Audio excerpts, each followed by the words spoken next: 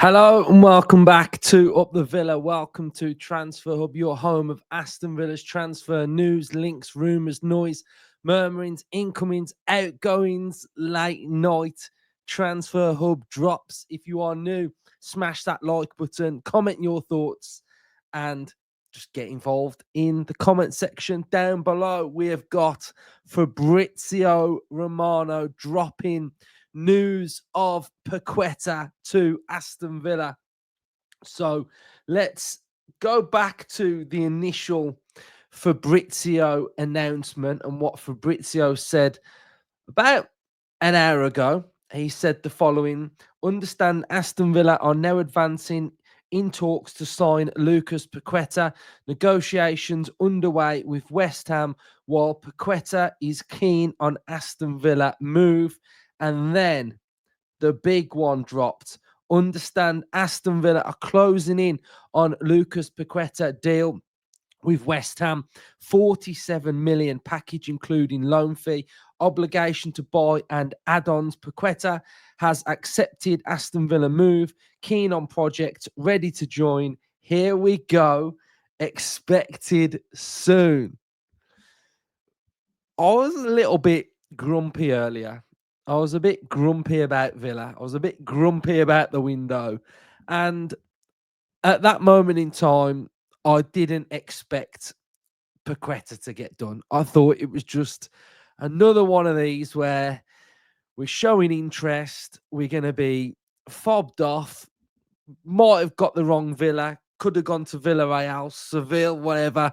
But yeah, a bit confused. But you know me, guys. I'm actually quite buzzing now. I'm actually quite buzzing. I think, and I have said it. I have said it that I feel like he needs a fresh start. He needs a clean, a little bit like probably like the Ramsey vibe going to Newcastle. You know, he's a good player, but he's gone a bit stale at West Ham. He needs to sort of like reinvent himself, a fresh challenge, a fresh set of eyes to enjoy football, to be back playing in Europe.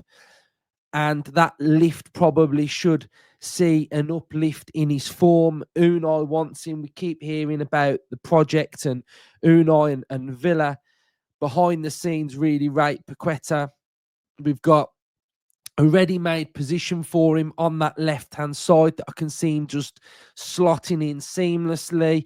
He'll be able to be creative. He'll be able to have those defensive actions, penalty taker, got that, you know, and I think I do see a little bit of, you know, some of he goes down a bit, but I actually feel like we might need a bit of that. We need a bit of that sort of streetwise, that little bit of nonchalant swagger. I've said it all window that we need that little bit of bite in us, and I think he gives you that little bit of something different as well.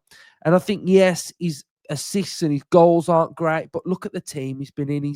He's just not a good vibe at West Ham. He hasn't been a good vibe for about 3 seasons now. So I think that fresh start and challenge at Villa could be just what he needs, and hopefully Unai can unlock it. And you know, again, I still am a little bit confused about the obligation part, 47 million. That's a lot of money to be spending.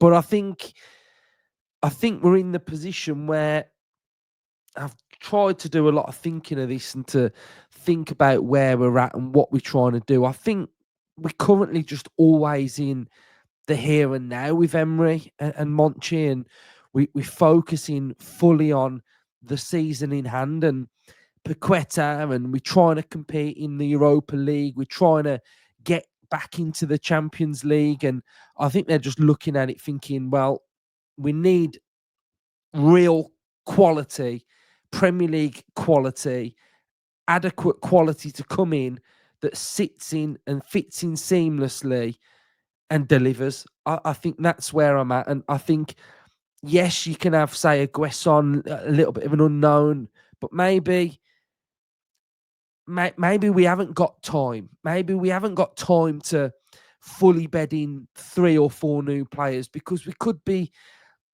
mid-table or below that come December, and Europe's not a possibility.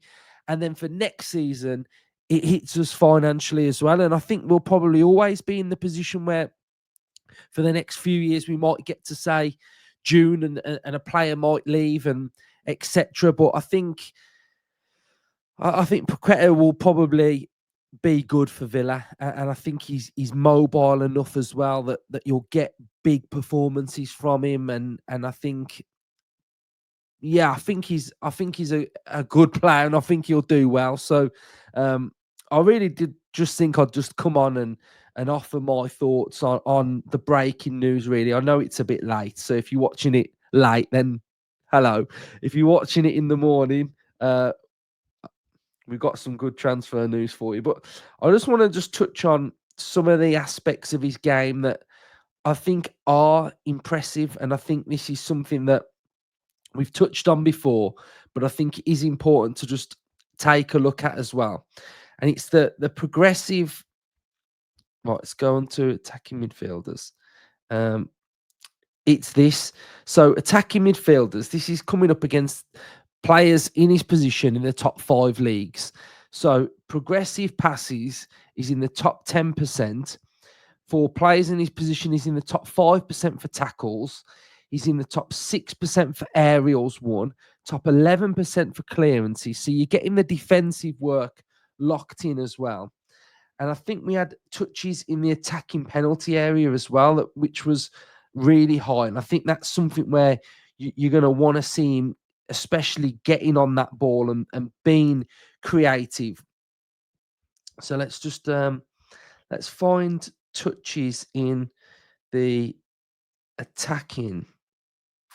Right, let me just try and find it. Right, let's go back on this one. There was one that I saw a couple of days ago, and it was touches in the attacking penalty area. And I really want to just go back over that and see what that was like. Touches in the defense. Okay. Right, that's not that one. So it must be this one when he's coming up against midfielders then.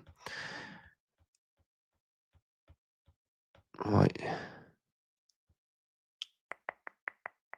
Yeah, so touches in the attacking penalty area, top 15%, which again is touching the ball in the right areas. So I think that's really good. We saw through balls as well.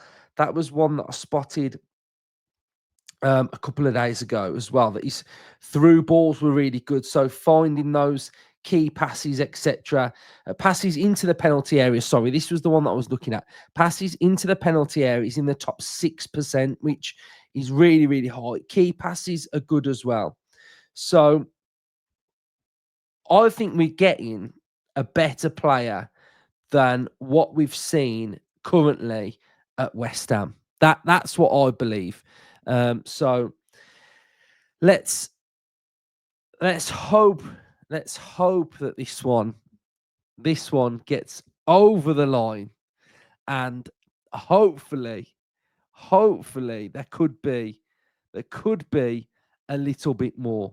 So hopefully there could be something else happening. So we'll cross our fingers for that. Could we get Paqueta, Asensio, and one more? I mean, that's being greedy, isn't it? But yeah, so I think every time I've mentioned Paqueta, I've mentioned good things, and I've also mentioned things that I've been a little bit confused, probably the deal and where the money's come from and where that leaves us. But I think the here and now is we need a good player to come in and give us that lift. And I think Paqueta can do that. So up the Villa. Keep the faith. Let's keep the faith. Don't judge a transfer window while it's still going. We judge it at the end. I always say that as well. So let's see where we're at. Right. I probably won't be able to come on again now until the fan cam after the game. So we've got the Paqueta. Can check the community little post thing that I put, and sometimes I'll put a screenshot or something that's happening in there as well. So stay tuned for that if there is anything else. If there's a here we go, then I'll probably put it in there. So yeah, up the Villa.